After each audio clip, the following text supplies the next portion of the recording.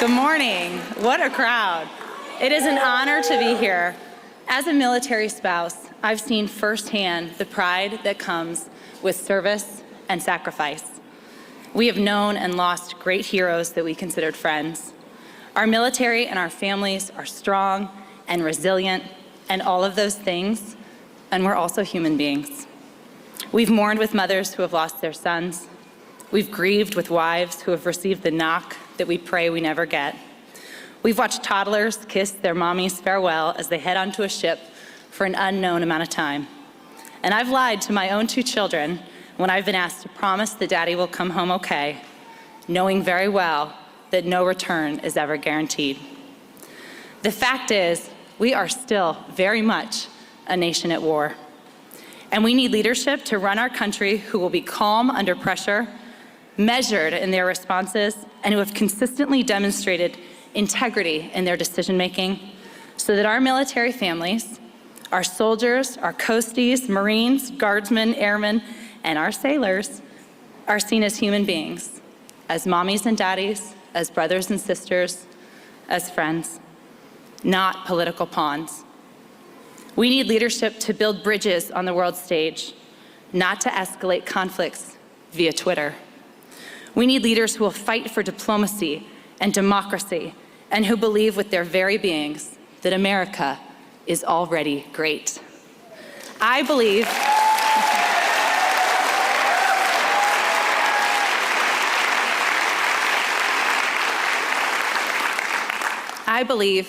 I know Mike Bloomberg is that leader.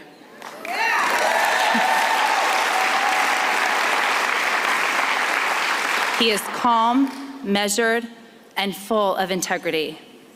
He led a mourning city in the wake of the September 11th attacks and made it stronger and safer than ever before. He has led international coalitions taking on urgent challenges like climate change and public health. And above all, he has led over and over and over again with honesty, surrounded by a team of experts and advisors.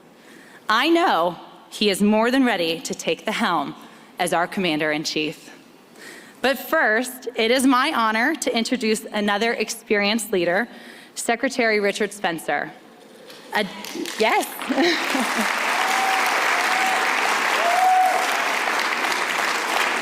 A decorated Marine, former Secretary of the Navy and Acting Secretary of Defense. He is also a savvy businessman, an excellent judge of character, and a good friend. Please join me in welcoming Secretary Spencer to the stage.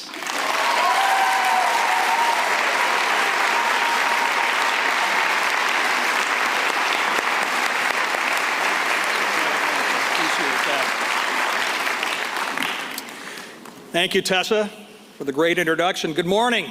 Good morning. Great to be here. To all the veterans in the crowd, thank you for your service.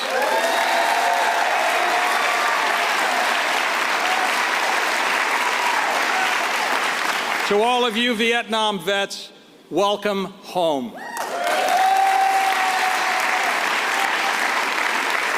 I've been in Norfolk many times, but I have to admit this is the first time I've seen the beautiful ship of the lines from this side of the bay. It's terrific. Every day, every American relies on Norfolk to keep the world's best Navy running, and you do an excellent job. Your naval services protect the global commons, support our partners and our allies, and secure our economy from here, the largest Navy base we have. And let us not forget, ladies and gentlemen, that our economy is no longer simply domestic. We are inextricably linked to our global partners. And the U.S. Navy is a key resource that ensures the safety of our fellow Americans, but also the health of our economy. Every day we should spend a moment to thank our sailors and Marines that are deployed and the forward team, the away game, keeping us safe and the economy healthy, and all their families and the civilian teammates that make it possible. On June 6, 1976, I swore an oath to protect this country and all that it stands for. I took that oath once again over a year and a half ago. I'm truly humbled and honored to have served twice in our naval services, once as a Marine and once as the leader of the team. Since their formation, our Navy Marine Corps personnel have distinguished themselves defending American values and interests around the world. Their honor, courage, and commitment are tenets that define them as professionals, respected around the world for their dedication and their integrity. We are effective as a service not just because we have the best technology, not just because we have the best equipment, but because our uniform members are professional. Our troops are held to the highest standards due to the fact that they exercise good order and discipline. And we require those who lead our forces to continually exercise excellent judgment.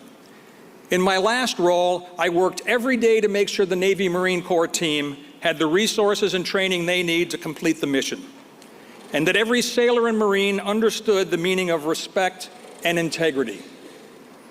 Did I get everything right?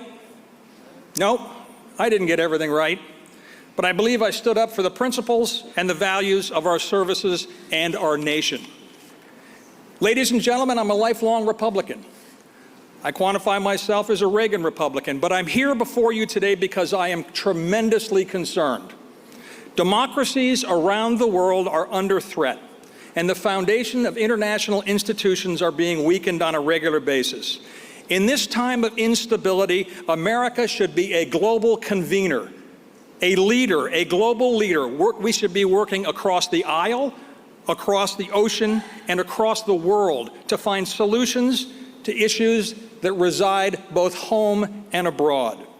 The U.S. is doing well right now, but we're not functioning anywhere near, I believe, our potential lies. We as a nation must come together in order to be more productive problem solvers, again, domestically and internationally. And we must come together to overcome the divisiveness that is choking our government today. Operating relationship.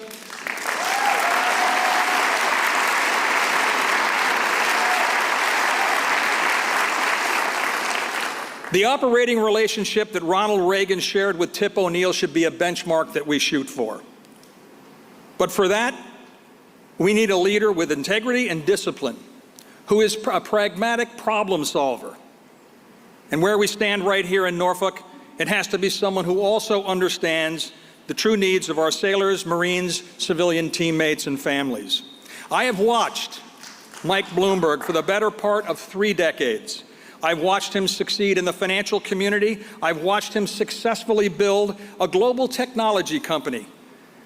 I've also watched him bring together and transform the New York City ecosystem. And for those of you who might not know, with 5 boroughs that are tantamount to different states, he's proven he's successful in running a large and diverse organization.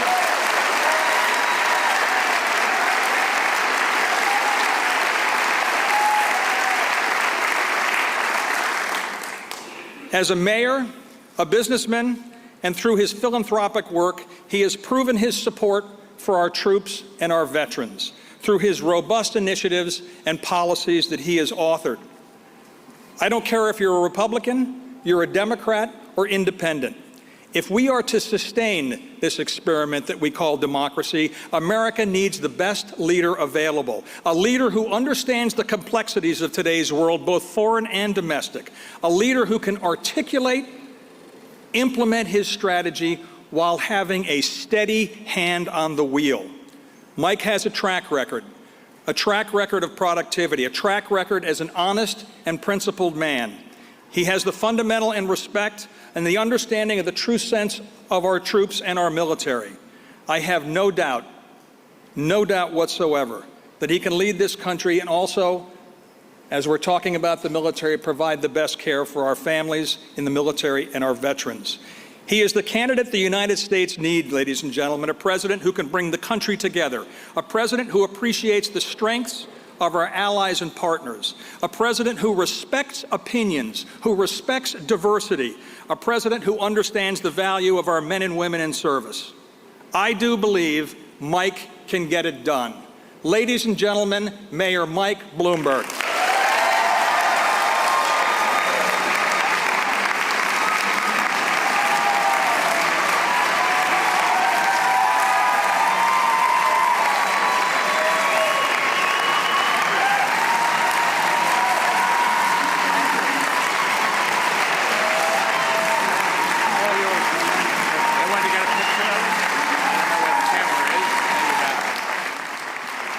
Okay.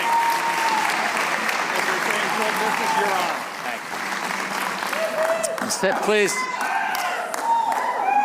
Well, thank you.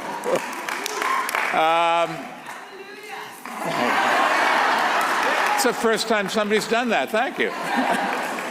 Thank you, Secretary Spencer, and for your service and your leadership and your integrity. And for always honoring the oath to protect and defend the Constitution of the United States of America, even in the face of tremendous pressure. I can't think of a person I respect more for their character. You really are the definition of a great American, and we all appreciate it. Thank you for taking care of us. And I also want to thank you in particular for that kind introduction. You gave it exactly the way I wrote it.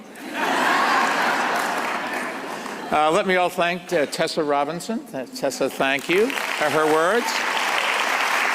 And for all her advocacy on behalf of veterans and military families around this country.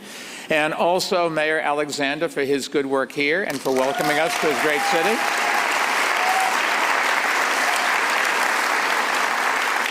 I'm glad to be back here in Norfolk and to be standing by the USS Wisconsin, which helped protect America's freedom from World War II through the first Gulf War. It was one of the great ships we have. Unfortunately, it was not built in New York, which I was sort of hoping for a New York-built battleship out here. But when we built them, it was a long time ago, and I don't think they're used today. A little more than 2 months ago, I launched my presidential campaign in this city, and since then I've been to almost 60 cities in 25 states around the country, and I came back to Norfolk for 2 reasons. The first is to announce some new plans to support veterans and military families here in southeastern Virginia and around the country.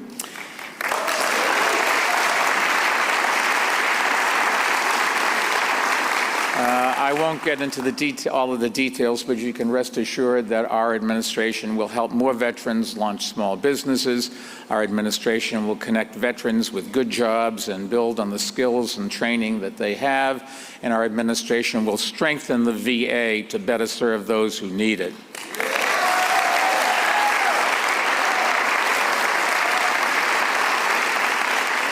One of the things we're also going to do is make sure that we help veterans build more wealth and successful careers after service, and strengthening health care and mental care and reproductive health care and affordable child care for veterans and service members.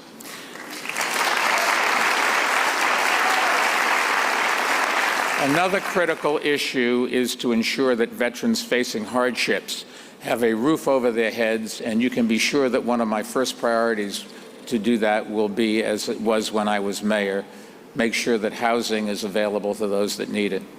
The second reason why I'm here in Norfolk is to do something about veterans, that veterans and military families know a lot about, and that is leadership. And that's really what I wanted to talk about today. And the more serious the discussion, the more important leadership really is. And there's nothing more serious than decisions that involve the lives of men and women in uniform. Now, most presidential candidates talk about helping veterans who have served, and that's critically important.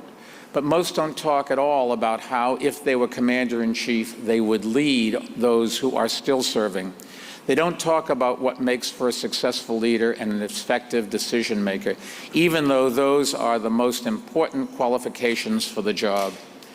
Most candidates for president don't talk about these skills and qualifications because they don't have them.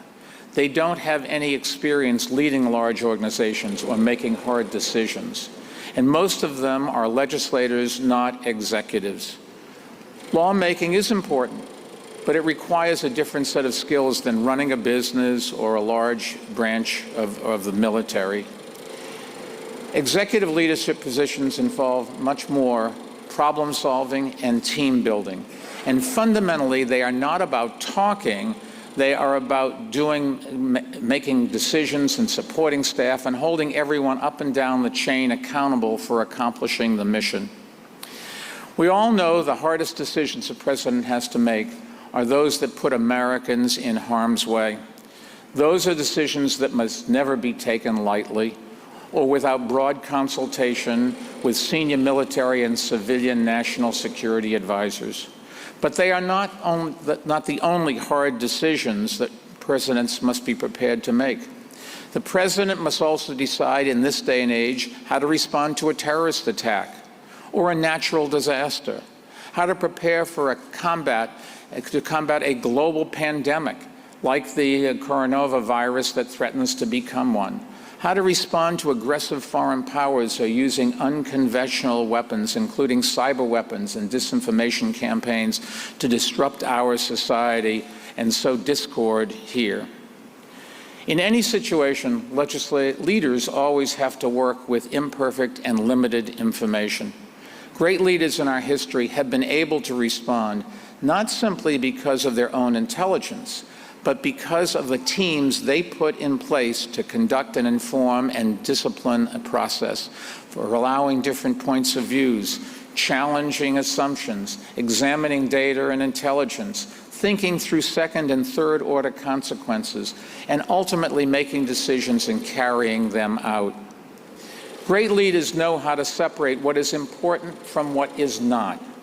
They know how to define priorities and keep the focus on them, and not to be distracted or diverted from things that really don't matter. Now, no one can be fully prepared for what awaits them in the Oval Office, but I have had some experience running large, complex organizations and leading through a crisis. As mayor of New York City, I oversaw a workforce of 300,000 people, and I was elected just weeks after the terrorist attacks of 9/11. People were still mourning. Our city was in tatters, and our economy was in recession. Many people thought New York's best days were behind it. But I'm happy to say we came together. We consulted widely. We hired a diverse, talented, and experienced staff, and we developed strategies to rebuild the city while also working to stop any future attacks.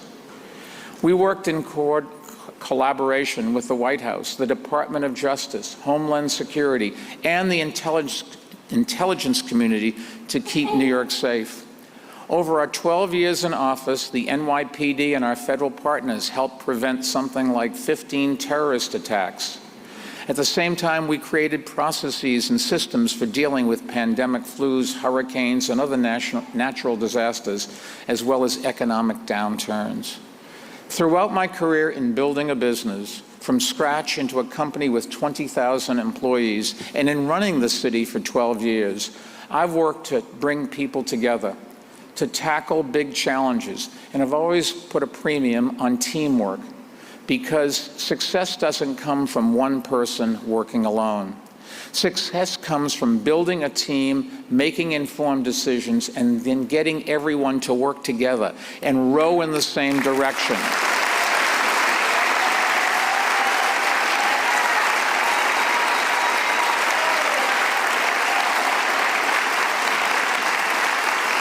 In each of those three areas, team building, decision-making, and coordinated implementation, our country today is not getting the executive leadership that we need.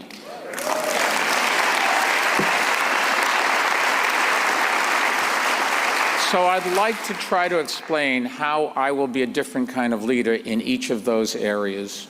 Let's start with team building, and I'll just tell you a quick story.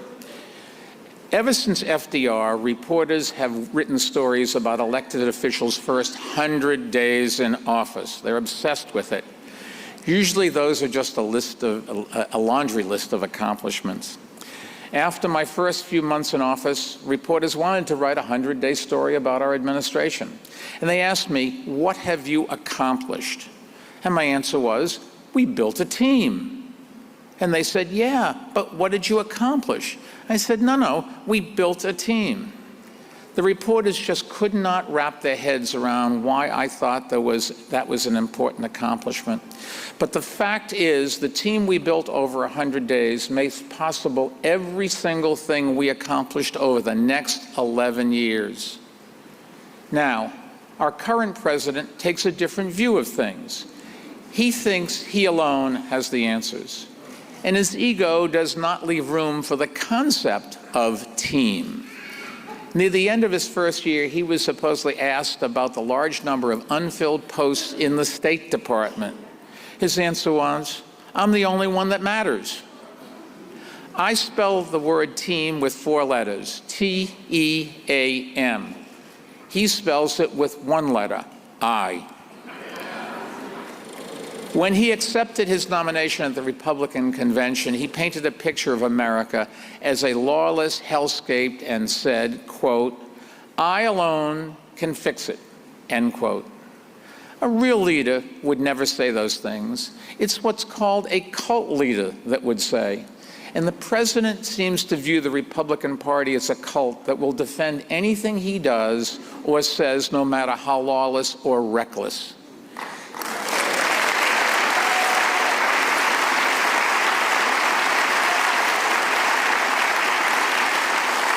He seems to view our international allies the same way, not as partners, but as lackeys who must bend to his will or face the consequences. International partnerships are crucial to America's ability to achieve strategic goals for our security and our economy and in every other important area.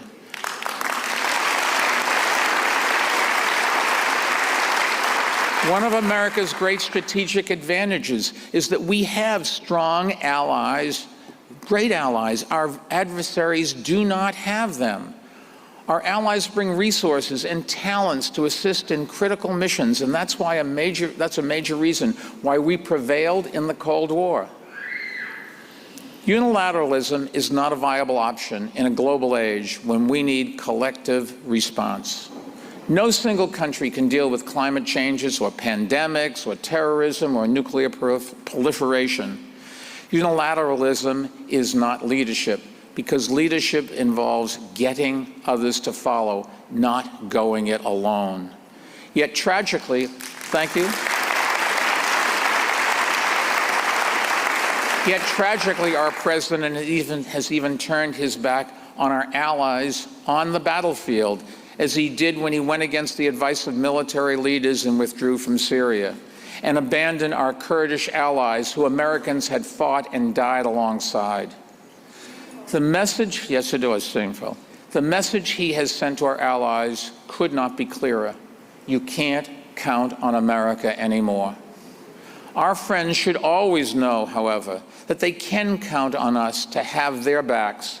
But the sort of unpredictability we are seeing increases the odds others will see nuclear weapons as essential for their security, or they will simply appease a more powerful neighbor. It is hard to imagine a more dangerous trend, and we cannot let it continue.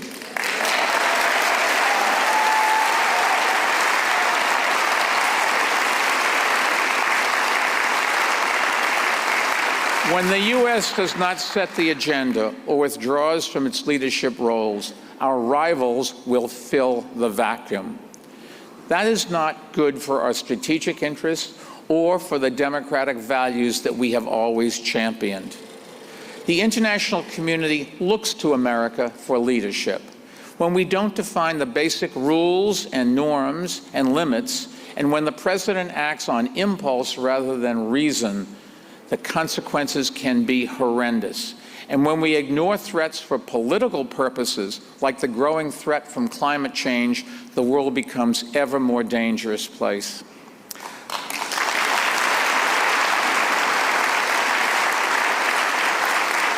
A climate change denier is incapable of seeing the national security dimensions of the issues: more refugees, more conflict over water, more potential for spread of diseases, all of which deeply affect our military, who must deal with these issues every single day.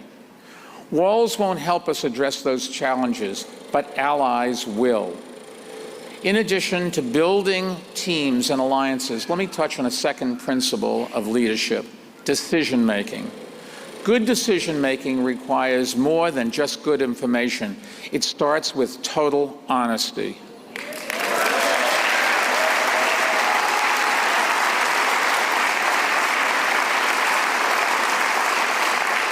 It is essential to have people who will tell the emperor that he or she is not wearing clothes, and who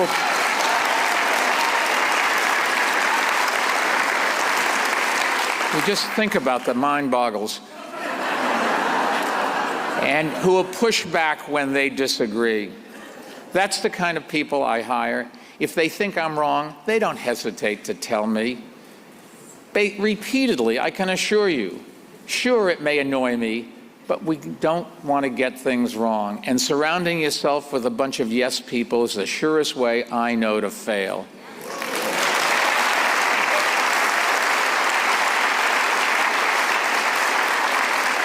My team that's been with me for 15 plus years now knows that not backing down won't cost them their jobs. Quite the contrary, I'll respect them more for it as the day goes on.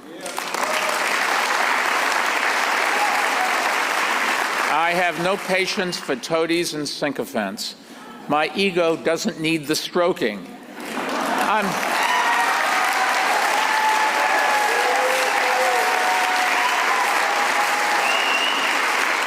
I hate to break this to you, but I'm not insecure about who I am. And I'm comfortable with people disagreeing with me and telling me so. After all, I have 2 daughters. What do you expect? I will hear from both of them over that remark. But dare disagree with President Trump, and he can call you a member of the deep state or fake news, and he'll bring up some other dangerous conspiracy theory. Or more likely, he'll just subject you to insults and name-calling. He does that even with war heroes, like my good friend and a great American hero, the late John McCain, a graduate of our wonderful Naval Academy.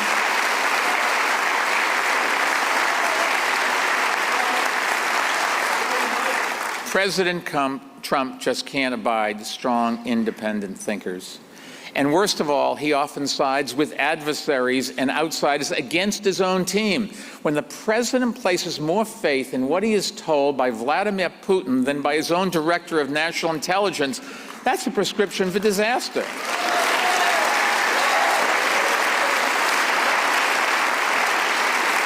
When the president asks his personal lawyer to undermine his own cabinet on a crucial national security issue, that also is a dangerous situation. We should expect presidents to build strong teams with diverse backgrounds and differing opinions.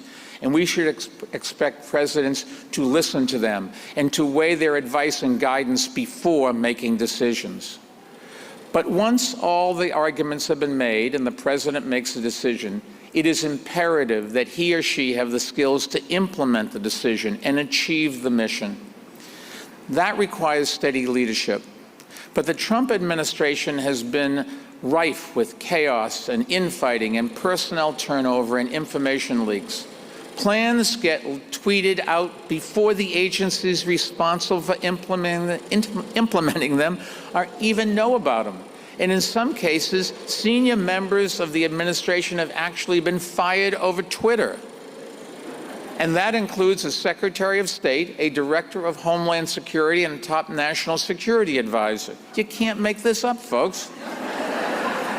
The president's firing by Twitter and his wildest rantings on Twitter, I think, encapsulate the lack of discipline that he brings to the job of Commander-in-Chief.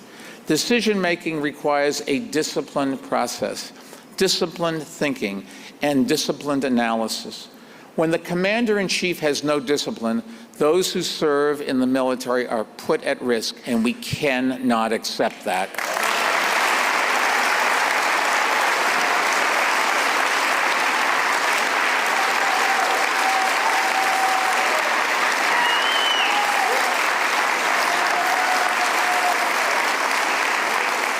Building strong teams, making deliberate and informed decisions, and implementing plans and strategies effectively.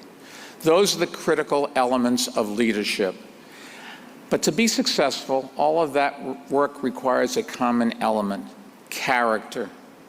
George Washington said, quote, "Good moral character is the first essence in a person," unquote. All of our great presidents understood that. All have viewed honor and integrity as hallmarks of their lives and their presidencies. The Commander-in-Chief leads America, and America still leads the world. The example the White House sets can be a powerful source of influence in the world for better or worse.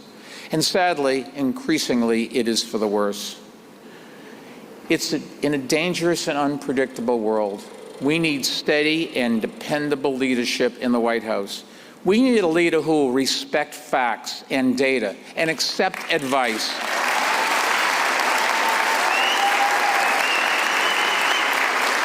We need a leader who will listen to those who have devoted their lives to their work and trust them to do their jobs.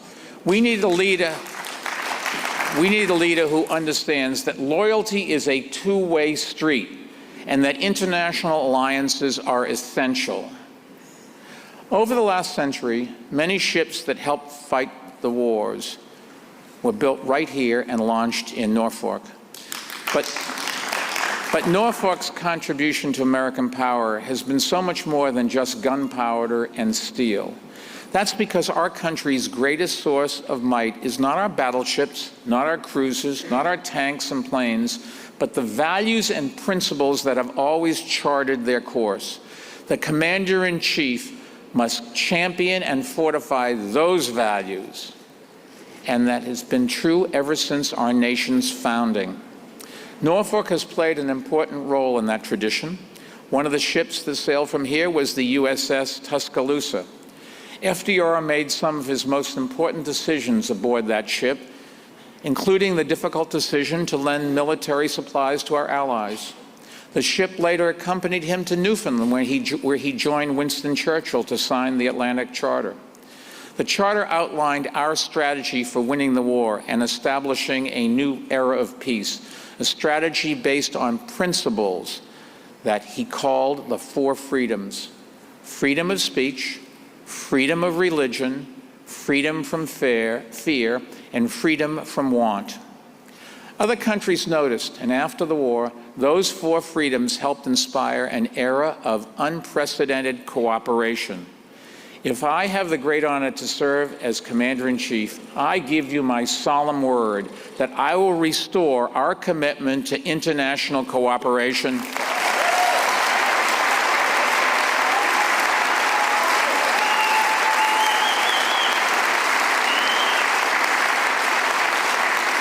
And to the four freedoms that brought nations together after the worst global conflict in history. And I will follow our first president's wisdom and lead with good moral character and honesty.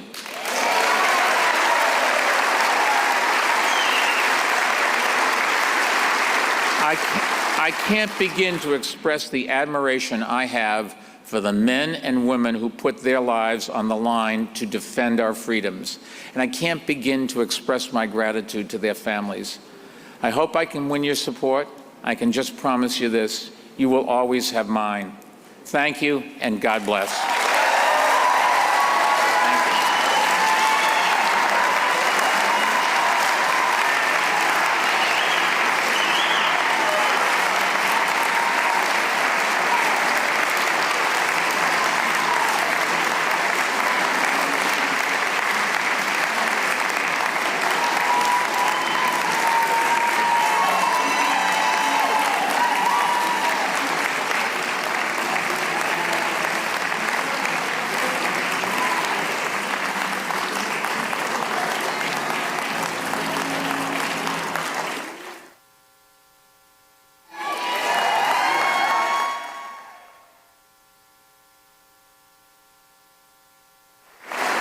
Just remember, you have a great American right here in Spencer.